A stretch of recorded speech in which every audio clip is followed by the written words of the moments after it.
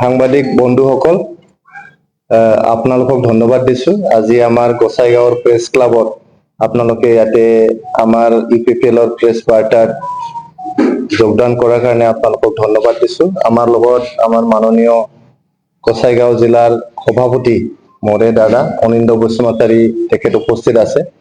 মোৰে কুলিক চেন্ট্ৰেল কমিটিৰ সেক্রেটারি আয়ুব হোসেন মন্ডল ডাঙরিয়া উপস্থিত আছে। গোসাইগাঁও জেলার আমার মাননীয় সাধারণ সম্পাদক ডক্টর রামচন্দ্র ব্রহ্ম ডাঙরিয়া উপস্থিত আছে। আমার এই সেন্ট্রাল কমিটির মোর কুলিক কমদেন দৈমারি আমার লগত উপস্থিত আছে।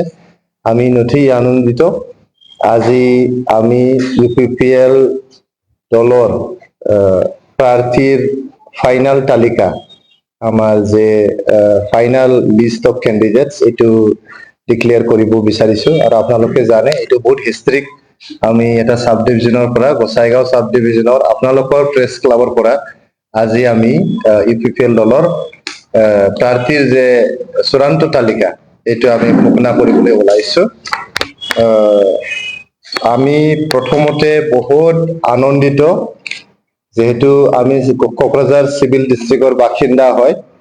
আমি বহুত অনুৰোধ বহুত মানে পাৰ্টিৰ পৰা ৰিকুয়েস্ট আৰু পাব্লিকৰ ডিমান্ডৰ ওপৰত বেছ কৰি পেলাই গোটেই কোকৰাঝাৰ ডিস্ট্ৰিক্টৰ আমাৰ ভোটাৰ ৰাইজে বিচাৰিছিল যে আমাৰ শান্তিৰ নায়ক বিটিআৰৰ প্ৰধান ইউপিপিএলৰ সভাপতি শ্ৰীযুত প্ৰমোদ বড়ো ডাঙৰীয়াক কোকৰাঝাৰ ডিস্ট্ৰিক্টৰ যিকোনো এটা সমষ্টিৰ পৰা তেখেতে নির্বাচন খেলিব লাগে বুলি আমার এটা অনুরোধ আছিলে। কোকরাঝার সিভিল ডিস্ট্রিক্ট হিসাবে আমার তিনিটা পার্টি ডিস্ট্রিক্ট আছে। Kokrajhar party district, Gossaigaon party district আর পর্বতজোড়া পার্টি ডিস্ট্রিক্ট, এই তিনটা পার্টি ডিস্ট্ৰিক্টৰ পৰাই ৰিকুয়েস্ট আছিলে।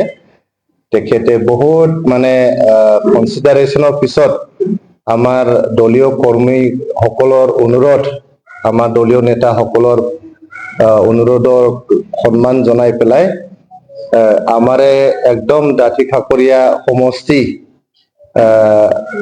বডফা উপেন্দ্ৰনাথ ব্ৰহ্মৰ জন্মস্থান দতমা সমষ্টিৰ ৮ নং দতমা সমষ্টিৰ পৰা প্রমোদ বড়ো ডাঙরিয়াই এইবার নির্বাচন খেলিব।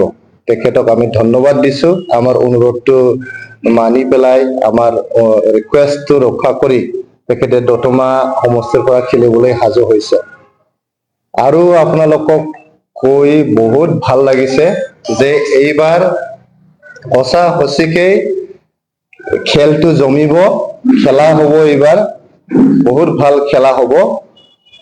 আগৰ পৰাই কৈ আহিছিলো, বহুত আগৰ পৰাই আমি আপোনালোকক জনাই আছিলো আমাৰ হাগ্ৰামা মহিলাৰী ডাঙৰীয়াক হেৰুৱাবলৈ, দেৱৰগাঁও সমষ্টিক তেখেতক হেৰুৱাবলৈ আমাৰ দলৰ জ্যেষ্ঠ নেতা আৰু বহুত অভিজ্ঞ ৰাজনীতিবিদ শ্ৰীযুত খাম্পা বৰগোহাঞিক আমি দেৱৰগাঁও সমষ্টিৰ পৰা প্ৰাৰ্থী দিছো আজি। তো এইবাৰ হাগ্ৰামা মহিলাৰে হাৰাটো খাটাং হৈ গ'ল।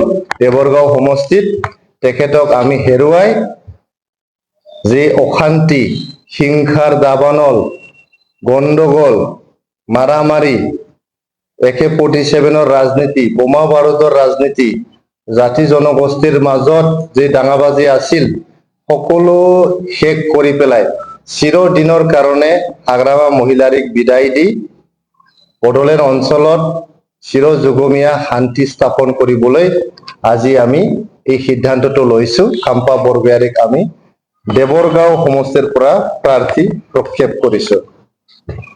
চুবাইজাৰ 17 নং চুবাইজাৰ বিজনেছ সাব ডিভিজনৰ আণ্ডাৰত আমি শ্ৰীযুত অনিন বড়ো ডাঙৰীয়াক আমি প্ৰাৰ্থী হিচাপে প্ৰক্ষেপ কৰিছো। 35 নং মুদৈবাৰী সমষ্টিৰ পৰা আমি শ্ৰীযুত ৰমেশ হাজৰিকা ডাঙৰীয়াক আমি প্ৰাৰ্থী হিচাপে প্ৰক্ষেপ কৰিছো। 36 নং হৰিচিঙা সমষ্টিৰ পৰা আমাৰ সিটিং MCLA শ্ৰীযুত সঞ্জয় স্বৰ্গীয়াৰী ডাঙৰীয়াক আমি প্ৰাৰ্থী হিচাপে ঘোষণা কৰিছো। আৰু 39 নং ফাষ্টনাই চেৰপাঙৰ পৰা ৰামকৰণ গড় ডাঙৰীয়াক আমি প্ৰাৰ্থী হিচাপে ঘোষণা কৰিছো।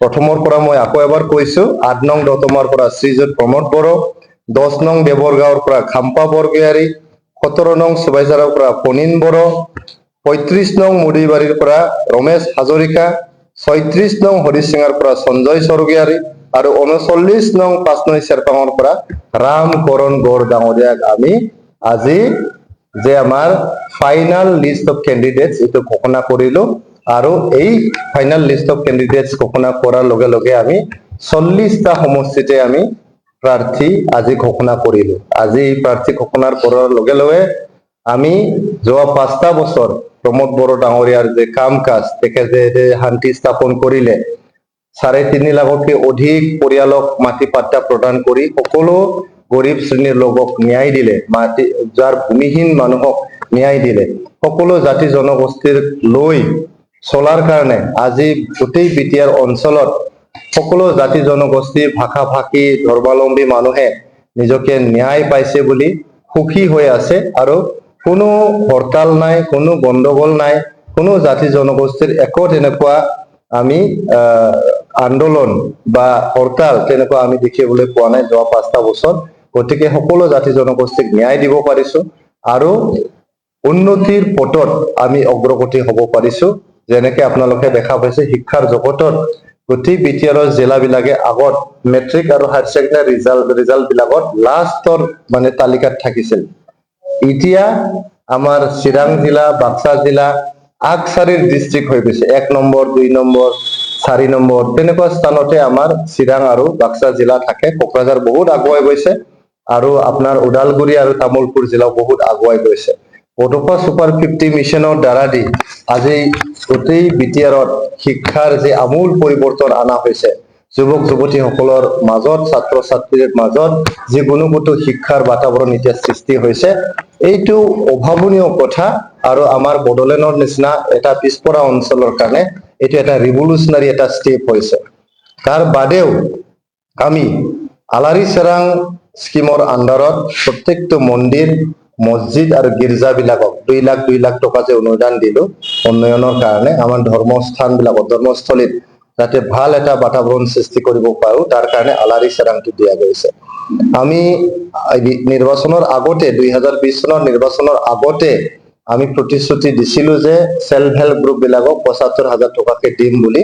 এতিয়া আমি 10,000তকৈ অধিক সেল্ফ হেল্প গ্ৰুপক 75,000ৰ প্ৰথম কিস্তি 25,000টো আমি দিব পাৰিছো। তেনেকে বহুত প্ৰতিশ্ৰুতি আমি পূৰণ কৰাৰ কাৰণে এইবাৰ 2025 চনৰ যে নিৰ্বাচন, ইয়াত সকলো শ্ৰেণীৰ ৰাইজে UPPL দলক সহায় কৰিবলৈ আগবাঢ়ি আহিছে, আমাক সমৰ্থন জনাবলৈ আগবাঢ়ি আহিছে আৰু সকলোকে আশীৰ্বাদ দি আছে। তো আপোনালোকে চাব 2025 চনৰ 22 তাৰিখ ছেপ্টেম্বৰত নিৰ্বাচন হোৱাৰ পিছত 26 তাৰিখত যেতিয়া আমি ৰিজাল্ট ওলাব, UPPL দলে এককভাৱে আমি চৰকাৰ গঠন কৰিম আৰু যি ঘূৰি অহা শান্তি, সকলো জাতি জনগোষ্ঠীক ন্যায় দিয়া আৰু উন্নতিৰ পথত দ্ৰুত গতিত আগবাঢ়ি যোৱাৰ কাৰণে সংকল্পবদ্ধ হৈ UPPL দলে প্ৰমোদ বড়ো ছাৰৰ নেতৃত্বত আমি বিটিআৰত আকৌ এবাৰ চৰকাৰ গঠন কৰিবলৈ গৈ আছো।